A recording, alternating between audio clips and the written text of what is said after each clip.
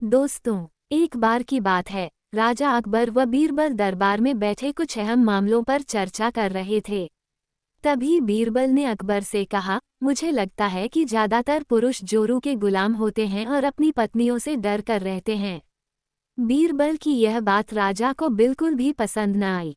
उन्होंने इस बात का विरोध किया। इस पर बीरबल भी अपनी बात मनवाने पर अड़ गए। उन्होंने राजा से कहा कि वे अपनी बात को सिद्ध कर सकते हैं, मगर इसके लिए राजा को प्रजा के बीच एक आदेश जारी करवाना होगा। वह आदेश ये था कि जिस पुरुष के अपनी पत्नी से डरने की बात सामने आएगी, उसे दरबार में एक मुर्गी जमा करानी होगी। राजा बीरबल की इस बात पर तैयार हो गए। अगले ही दिन प्रजा के बीच आदेश कराया गया कि अगर यह बात सिद्ध हो जाती है कि कोई पुरुष अपनी पत्नी से डरता है, तो उसे दरबार में आकर बीरबल के पास एक मुर्गी जमा करवानी होगी। फिर क्या था, देखते ही देखते बीरबल के पास ढेरों मुर्गियां इकट्ठा हो गईं और सैकड़ों मुर्गियां महल के बगीचे में घूमने लगीं। अब बीरबल राजा के पास पहुंचे और बोले, महाराज, महल में इतनी मुर्गियां इकट्ठा हो गई हैं कि आप एक मुर्गी खाना खोल सकते हैं, इसलिए अब आप इस आदेश को वापस ले सकते हैं। मगर महाराज ने इस बात को गंभीरता से नहीं लिया और महल में मुर्गियों की संख्या धीरे धीरे और भी ज्यादा बढ़ने लगी।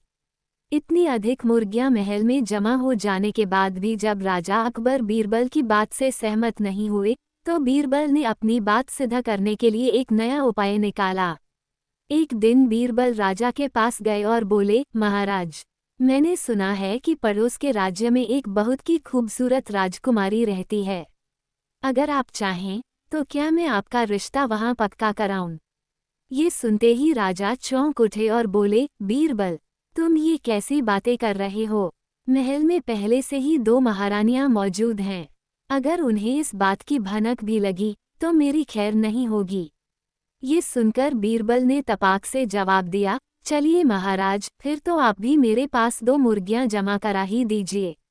राजा बीरबल का ऐसा जवाब सुनकर शर्मा गए और उन्होंने अपना आदेश उसी वक्त वापस ले लिया। कहानी से सीख। अकबर बीरबल की इस कहानी से हमें ये शिक्षा मिलती है कि बातों की चतुराई से हम किसी भी बात को मनवा सकते हैं।